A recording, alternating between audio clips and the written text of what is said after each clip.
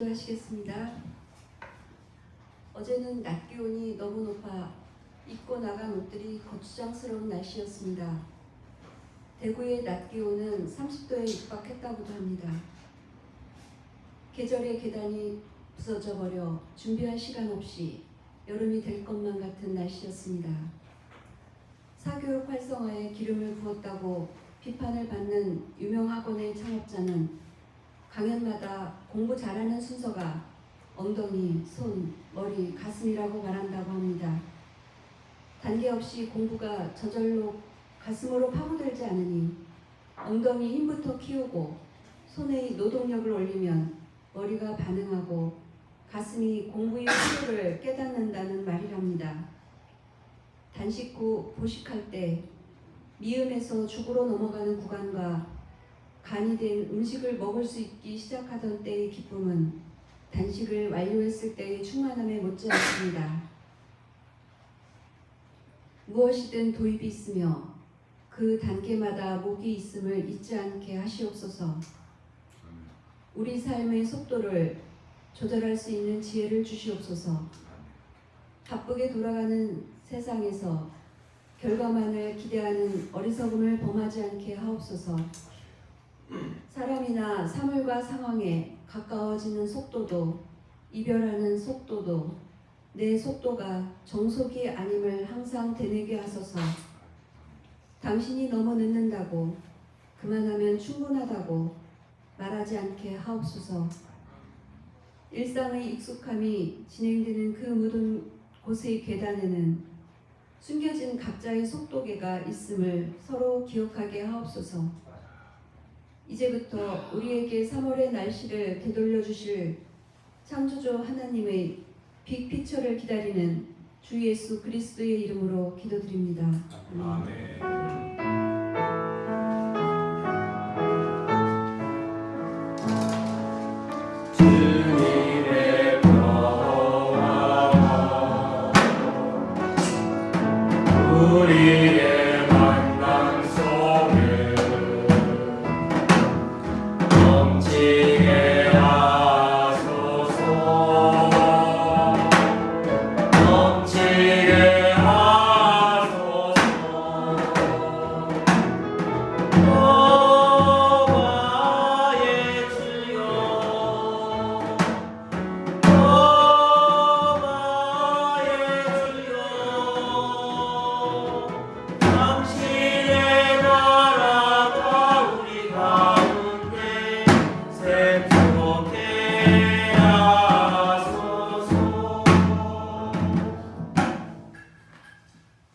오늘의 말씀은 고린도전서 13장 13절의 말씀입니다.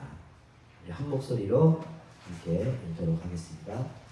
그러므로 믿음, 소망, 사랑 이 세 가지는 항상 있을 것인데 그 가운데 으뜸은 사랑입니다. 아멘. 아이들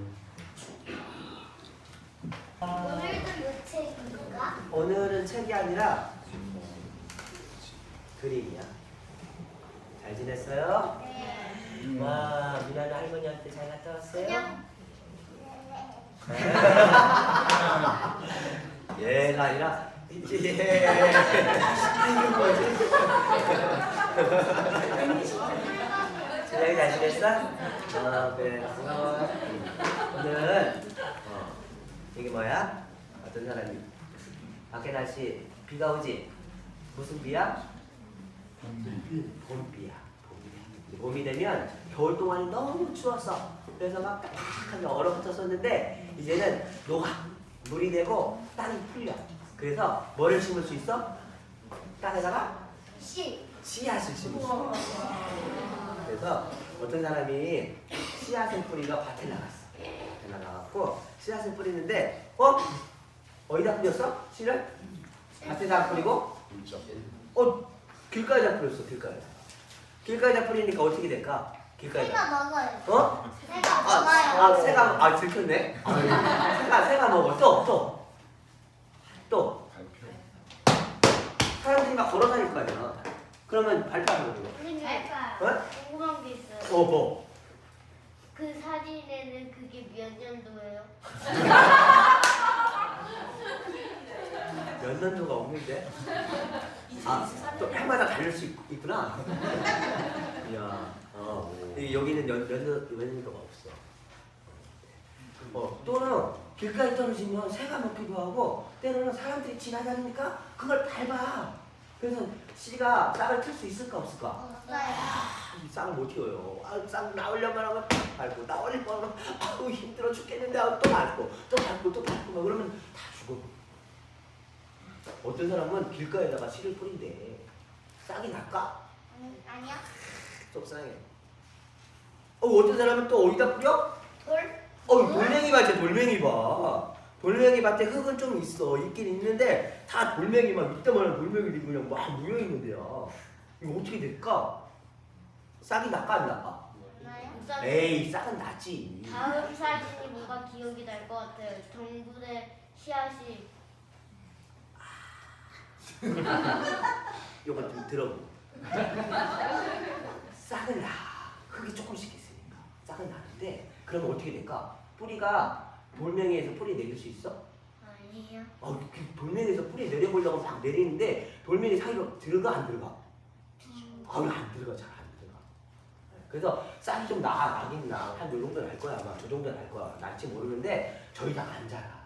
왜냐면 뿌리가 커야 또 요돌들 이런 거 밖에 있는 키 큰 나무들 있잖아. 그거 그 키만큼 뿌리가 깊대. 이렇게 하면 뿌리가 자라지는 못해요. 그러면 얘가 자라다가 아이고 나 힘이 없어. 먹을 양분을 막 제대로 먹을 수가 없어. 막 아이고 더 이상 못하겠네. 아파. 그 다음 궁금했지?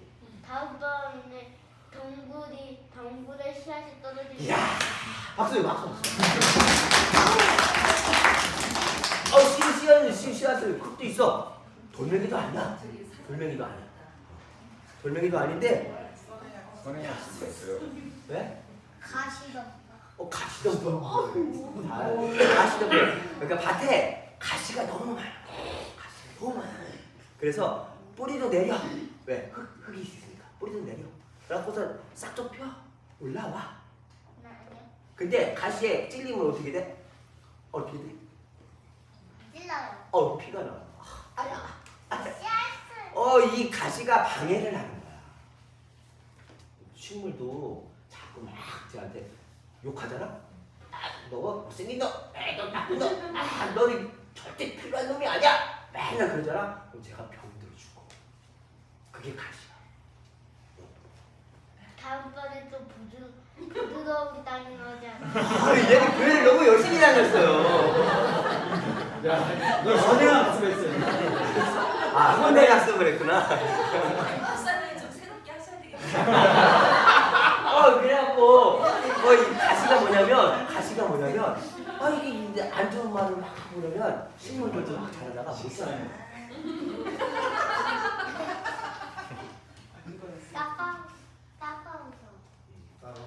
나가서 피도 나고 제가 나를 너무 학대하는구나. 내가 잘하면 안 되는구나. 이 세상은 따뜻한 세상이 아니구나. 이 세상에서 살면 너무 힘들구나. 나 빨리 죽어버려야겠구나.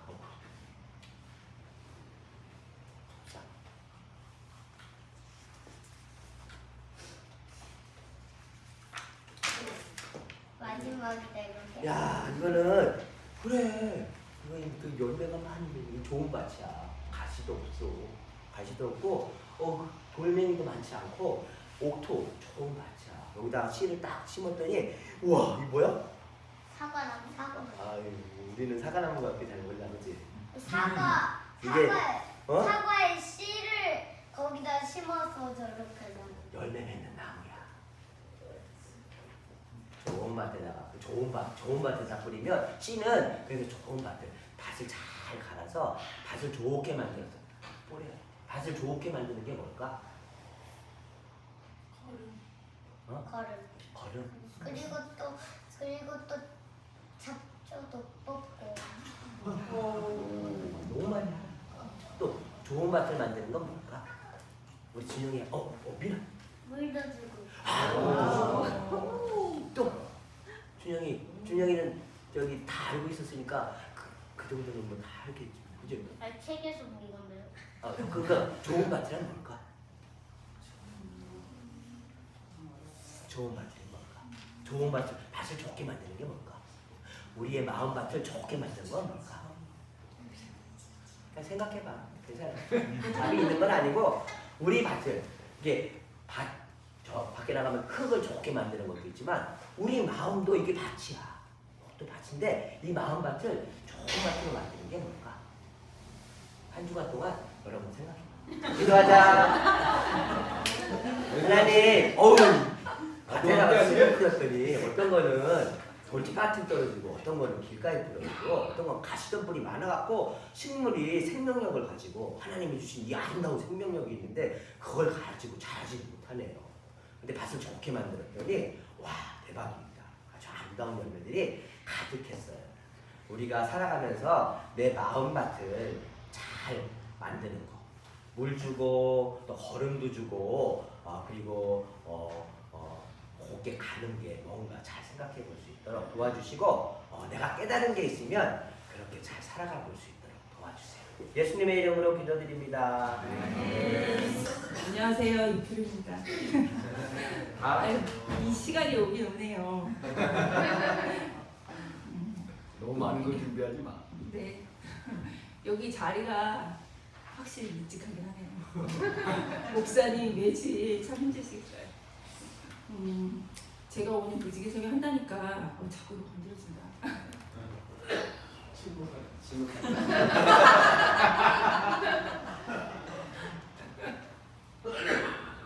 제가 오늘 무지개 설교 한다니까 조성기 지사가 나 안 가도 되지 이러더라고요.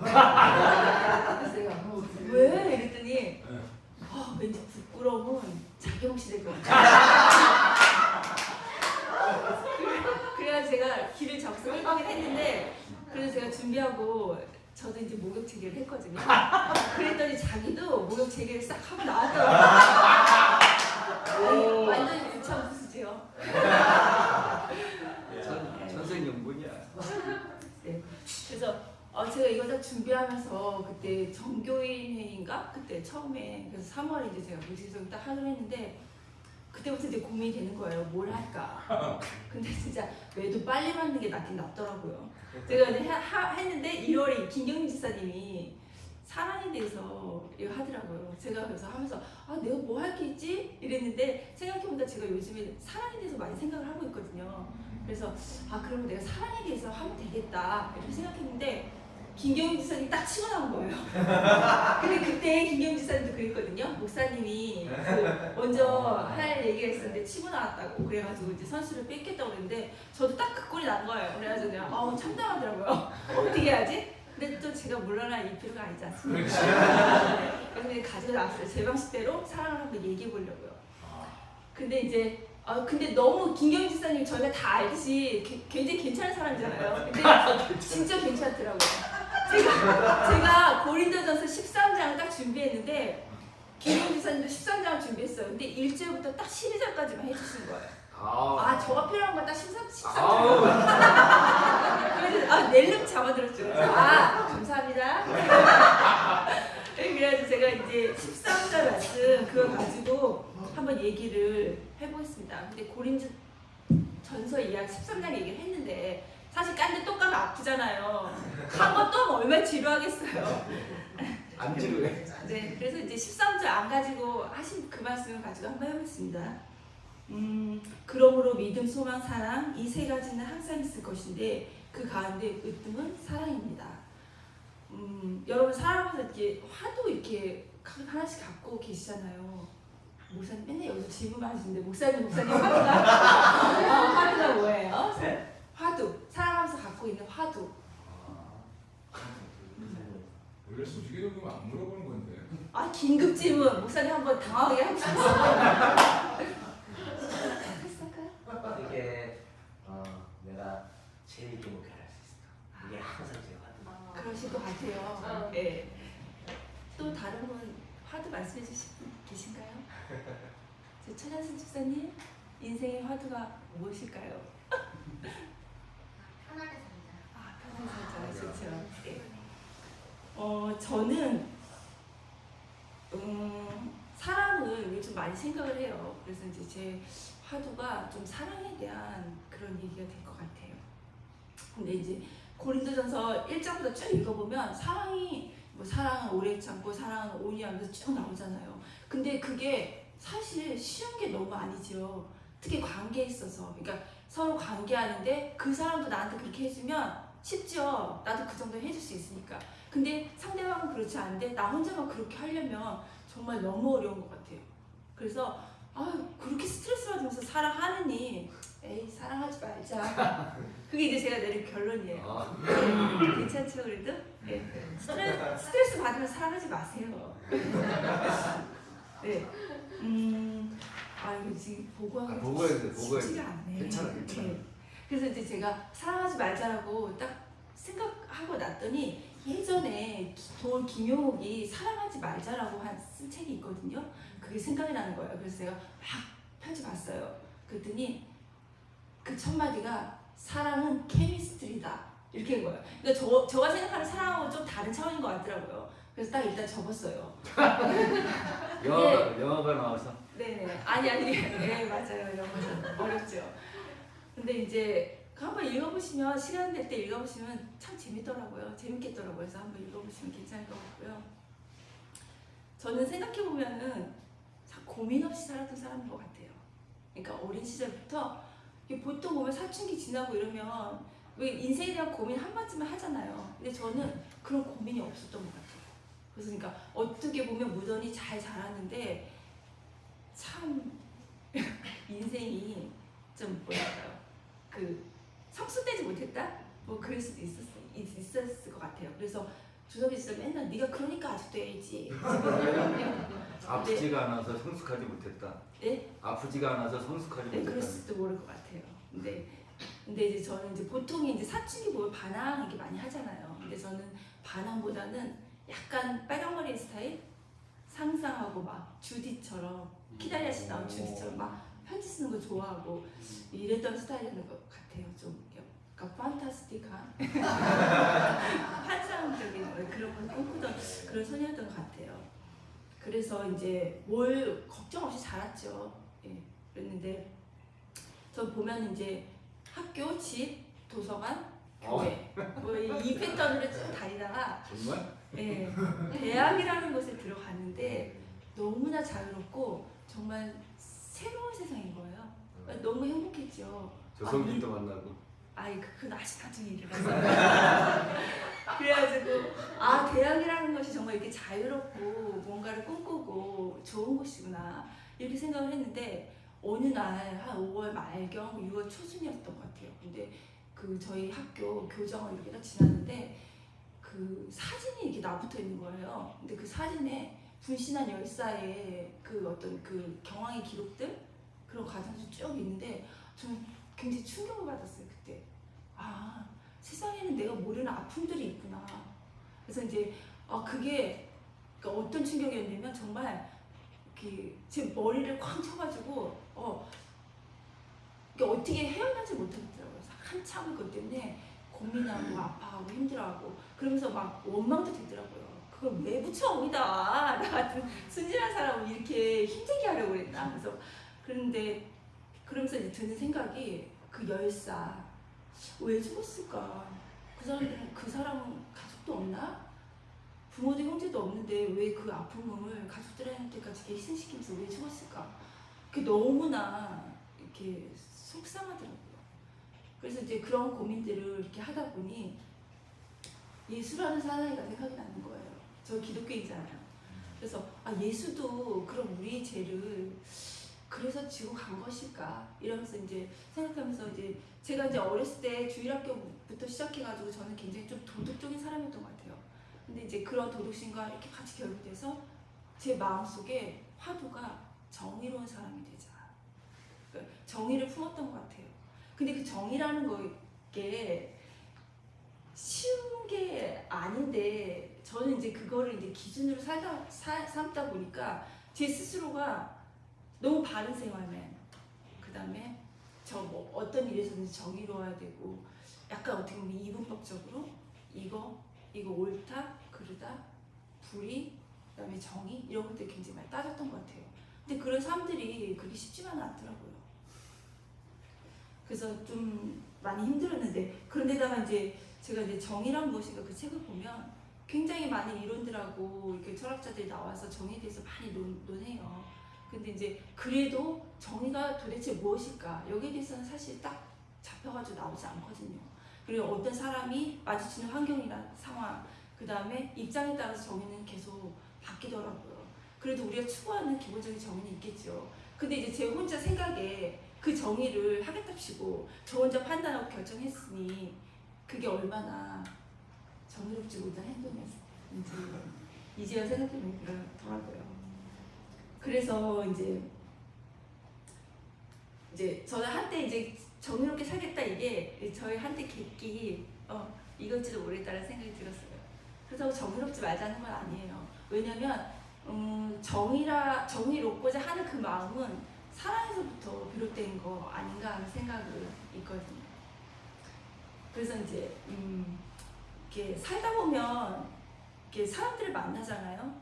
근데 이제 저 같은 경우에도 애들 학교 일하고 막 이러다 보니까 사람들 많이 만나잖아요. 학부모들 만나고 와서 의견이 같을 수도 있는데 다를 수도 있고 그리고 별거 아닌데 뭐 이렇게 어떤 이렇게 쌩한 말로 이렇게 상처받을 때가 있더라고요. 그러면 제가 집에 오면 만만하게 조선길이잖아요.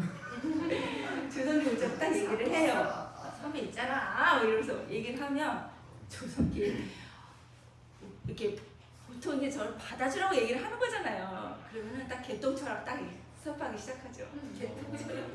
피루야, 사람은 누구나 존재 자체가 상처야. 이렇게 얘기를 해요. 그러면서 그렇기 때문에 너도 그 사람에게 상처를 받았지만 동시에 그 사람도 너한테 상처를 받았을 거야. 그 사람이 너로부터 상처를 받지 않았다고 하더라도 너는 누군가에게 상처가 될 수 있는 사람이야. 그게 잘하고 못하고의 문제가 아니고 사람은 존재 자체가 상처이기 때문이지. 그러니까 상처를 주고받는 일에 너무 연연해하지 말고 사람과 관계 속에서 내 의지와는 무관하게 내 존재가 상처이기 때문에 상처를 줄 수도 있고 받을 수도 있고 이제 그러면서 이제 그것을 아는 것이 의식이고 깨어있음이라고. 그러니까 관계에서 사사로운 감정으로부터 벗어나라고 저한테 얘기를 하더라고요. 조선길은요 단 한 번도 제 편을 들어준 적이 없어요. 남편이 남의 편이라는 정말 같습니다. 근데 그때는 참 야속했거든요. 뭐 그거 그냥 한번 들어주면 되는데 그거 안 해주냐.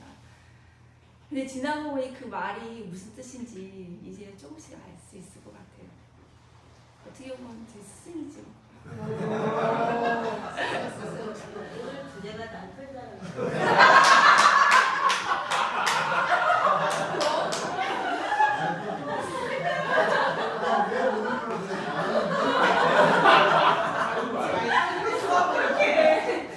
근데 주제 자체가 상처라서 죄송합니다. 근데 이제 계속해?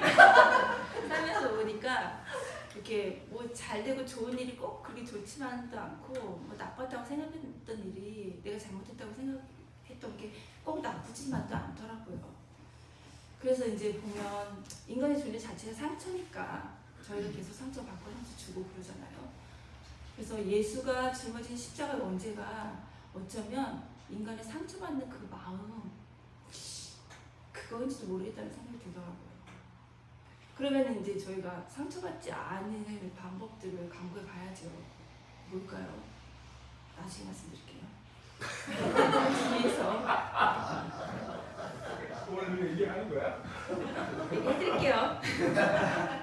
그래서 이제 제가 이제 살면서 보니까 이제 같이 사는 거는 쉽지 않은데 그 같이 사는 게 쉽지 않은 게 왜 그런가 생각해봤더니 무수한 나와 그러니까 관계하면서 무수한 나와 마주치기 때문에 불편한 게 아닌가 생각하는 그러니까 불편한 게 아닌가 하는 생각도 들더라고요. 그러니까 남이지만 그 모습 속에서 무수한 나를 보는 거예요. 그러니까 내가 불편한 게 아닐까 이런 생각들이 들더라고요.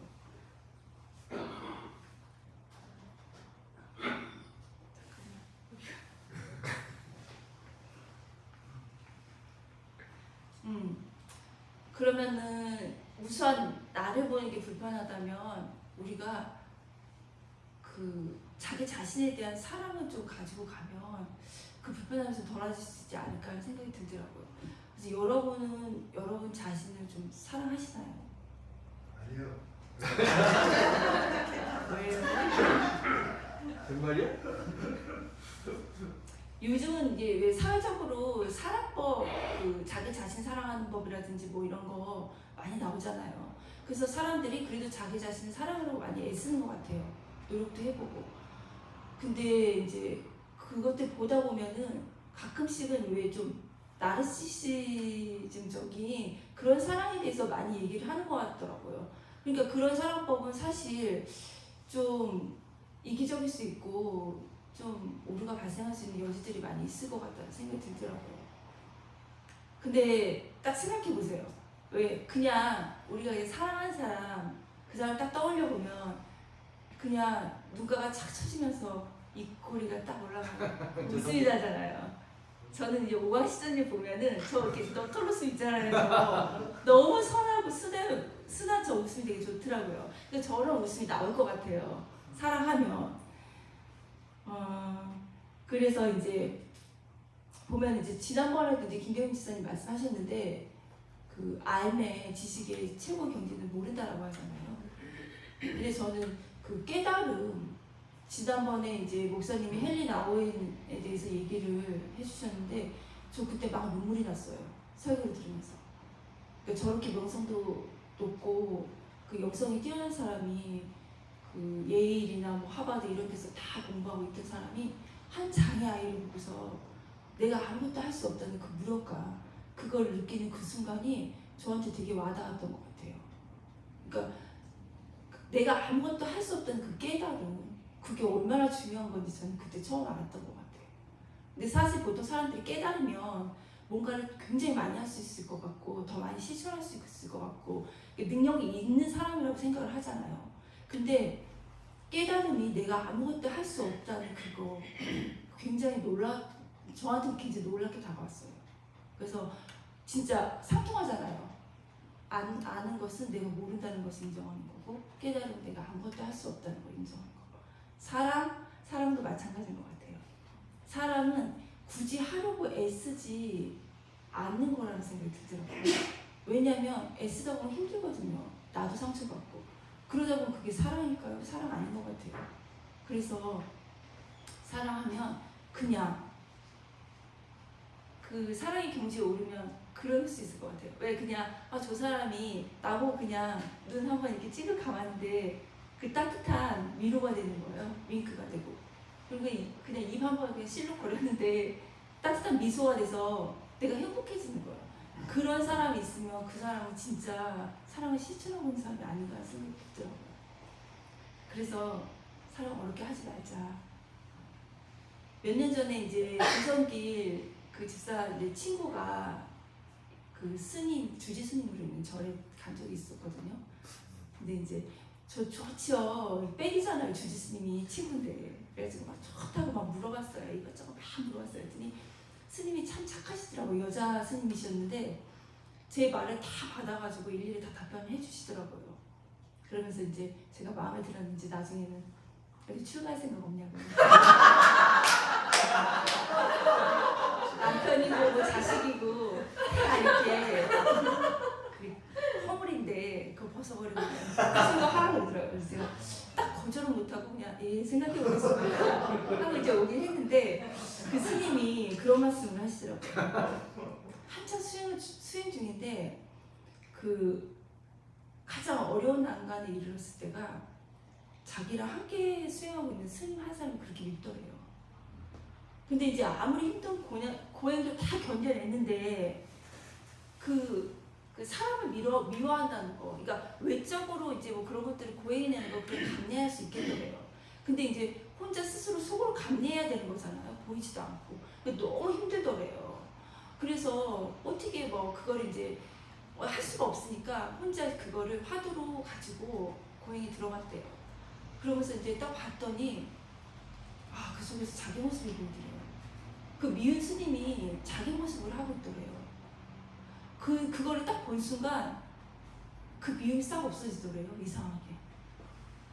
그러면서 저한테 그러더라고요. 혹시 미운 사람이 있거들랑 그 보살님 뭐 하여튼 자기 모습을 들여다보라고 하더라고요. 근데 그게 또 저한테는 가시가 된 거예요. 그거를 이제 저도 이제 화두로 가지고 온 거죠. 왜냐면 그때 저도 미운 사람이 있었거든요. 그래서 물어본 건데 그게 네 모습이라고 하니 그게 얼마나 저한테 거슬렸겠어요. 그래가지고 그걸 가지고 몇 날 며칠 왔는데 진짜 화가 나더라고요. 나랑 180도 다르니까 내가 미워하는 거지. 나랑 똑같으면 내가 미워하겠어? 이거 화가 나는 거야. 그러면서 했는데 그 뒤부터는 있잖아요. 밥 먹을 때도 그 사람이 생각나요. 그 미운 사람이. 그리고 화장실 갔는데 따라와요. 잠자려고 딱 누웠는데 거기서도 알짱알짱거리면서 잠 못 자게 하고 막 미치겠더라고요. 그래서 도대체 이 사람 뭐야? 하면서 막 화가 나가지고 그냥 미워하기만 했어요. 계속. 진짜 사랑을 이렇게 미워하듯 하면 얼마나 좋을까. 나 한 번 조성기를 이렇게 한번 생각해본 적 없거든요. 그런데 그게 이제 화가 나요. 이렇게 하다가 어느 순간은 그래 그냥 들여다보자. 이렇게 같이 마주하는 게 굉장히 두렵더라고요. 그게 날 닮았다고 하니까 내 모습 그거 싫거든요. 그래서 그거를 들여다봤어요. 정말 내가 저 사람 왜 싫어하지? 왜 미워하지? 하고 봤더니 정말 제 모습이 있더라고요. 그러니까 꼭 그 모습, 그 사람이 한 행동이라든가 그 모습으로 나타나진 않더라도 제가 그 사람의 그 미운 모습을 알아챈다는 것 자체는 제 마음속에 그게 있다는 거더라고요. 그래서 그것들을 직접 바라보고 나니까 좀 괜찮아지긴 하더라고요. 그래서 이제 그것들을 한번 고비를 넘겼던 기억이 있어요. 제가 앞에서 사랑하지 말자고 했는데 그래서 진짜 사랑 안 하실 거예요. 힘들면 안 해도 되죠. 그런데 사람이 이게 행복해지고 싶어 하잖아요. 근데 행복해지려면 어떻게 해야 될 것 같아요? 안 물어볼게요. 행복해지려면 사랑을 해야 되겠더라고요. 사랑이 없으면 행복해질 수가 없어요. 행복은 사랑을 해야지 찾아오는 손님이더라고요. 사랑이 딜레마죠. 그래서 이제 보면 왜 사물놀이패 이렇게 상세가 이렇게 막 사물놀이패 막 이렇게 흥겹게 따라가다 보면은 중간에 갑자기 딱 서가지고 갈까 말까 이렇게 딱 하다가 에라 가자 이러잖아요. 사람도 그냥 어차피 해도 힘들고 안 해도 안 행복해지면 그냥 해보는 것도 괜찮을 것 같아요.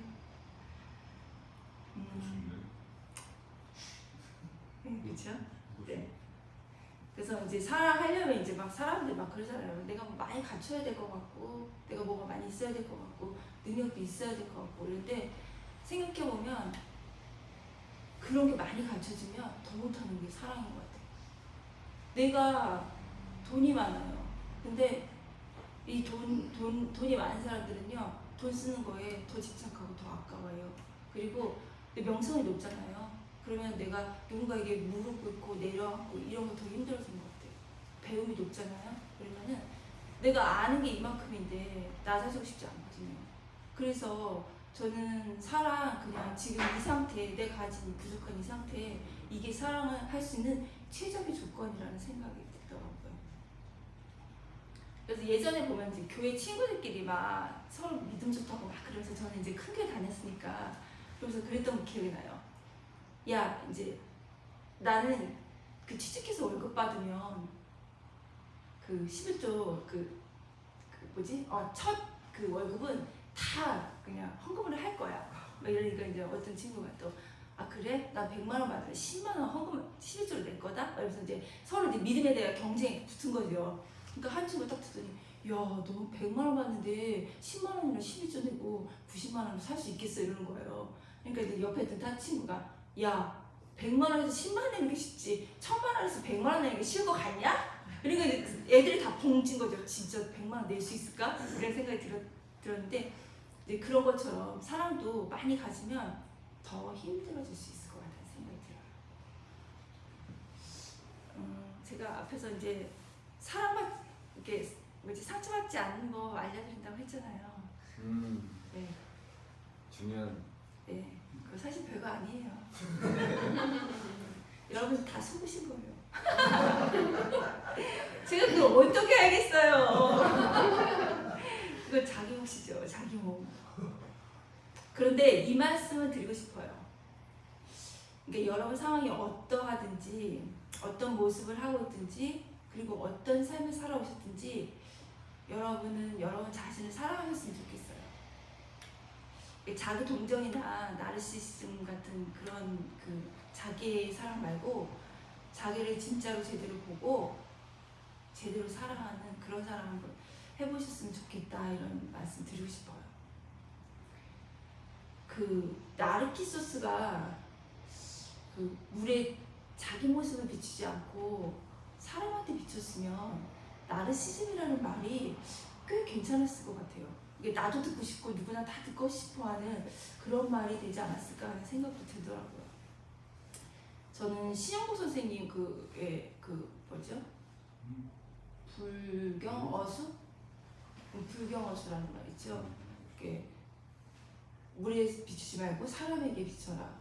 그 말 뜻을 잘 이해를 못했었거든요. 그러니까 깊게는 좋다 나도 그렇게 살아야지 했는데 깊게는 이해 못했는데 요즘은 그런 생각들 많이 해요.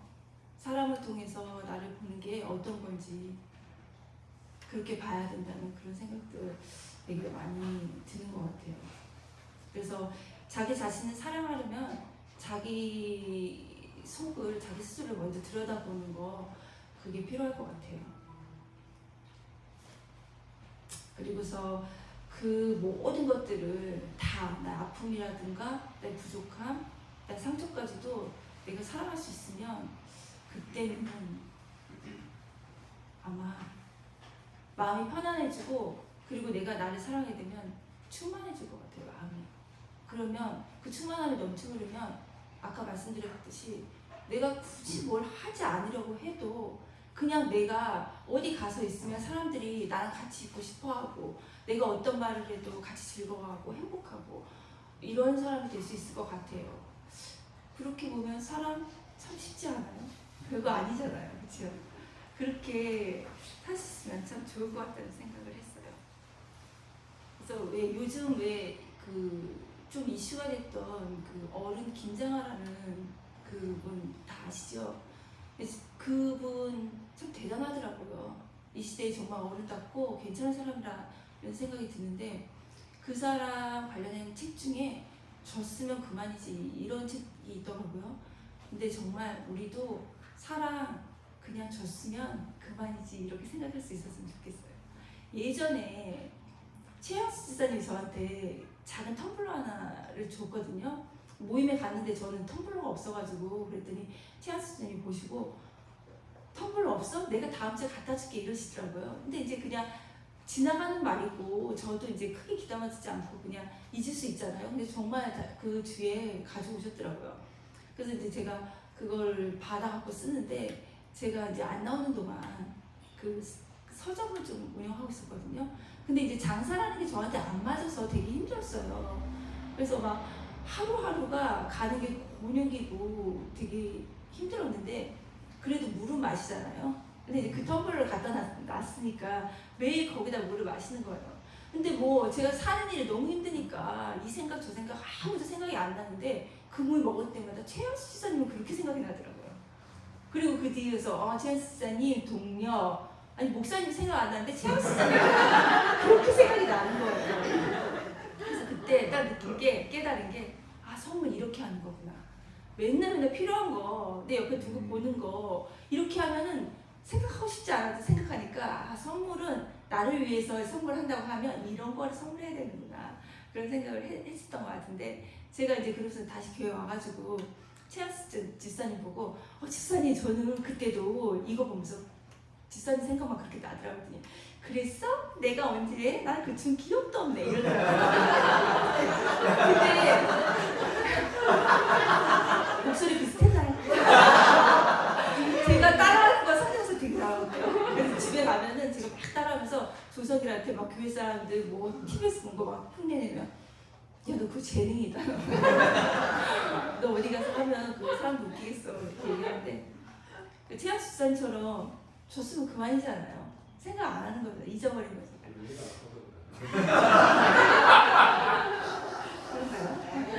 그렇게 저희가 사랑 주고서 그렇게 할 수 있으면 좋겠어요. 그래서 이제 얼마 전에 그 민채 입학식이 있었어요.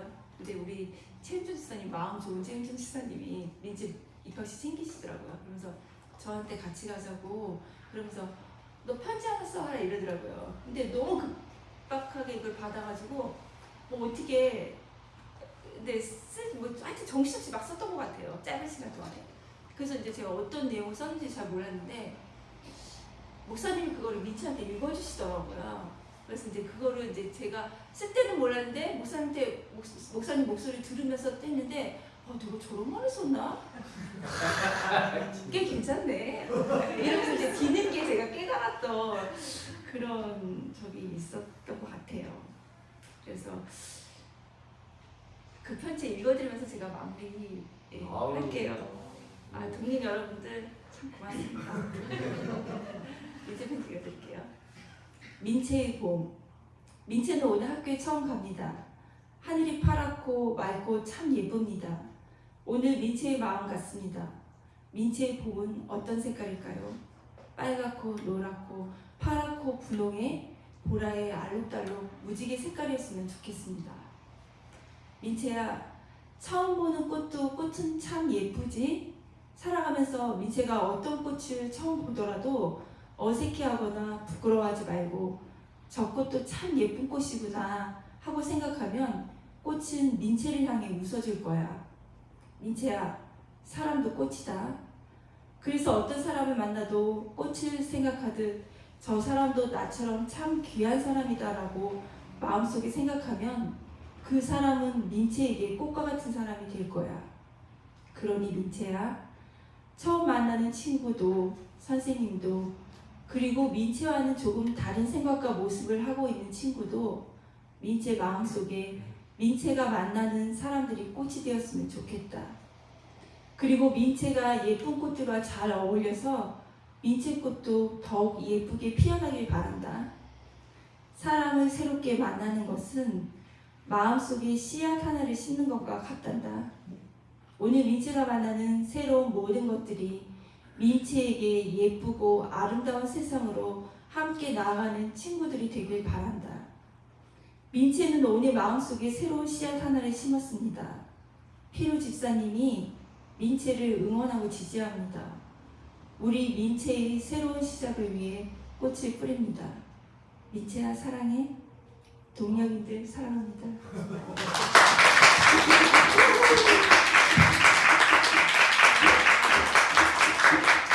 네, 감사합니다. 집사님께서 나눠주신 말씀 생각하시면서 잠시 침묵하도록 하겠습니다.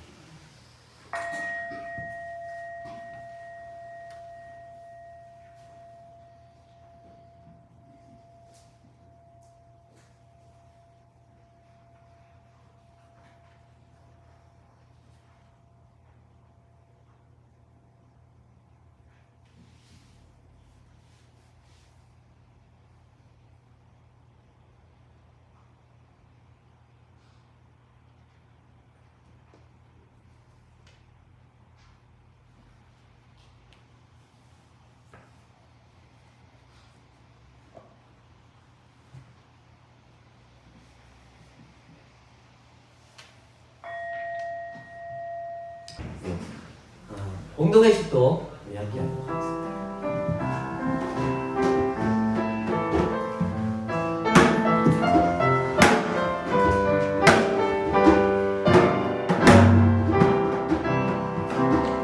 아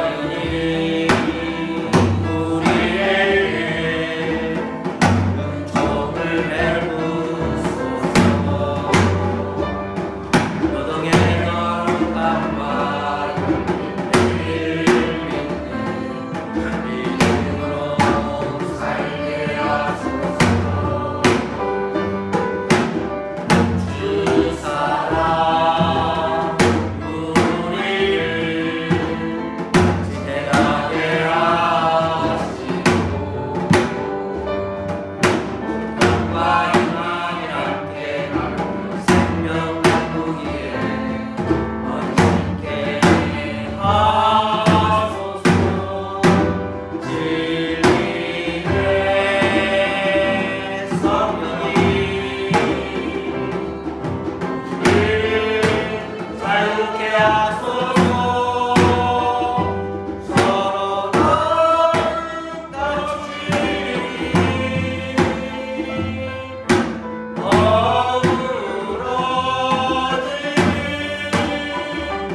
얼마나 아름다운지 맛보게 하소서. 얼마나 아름다운지 맛보게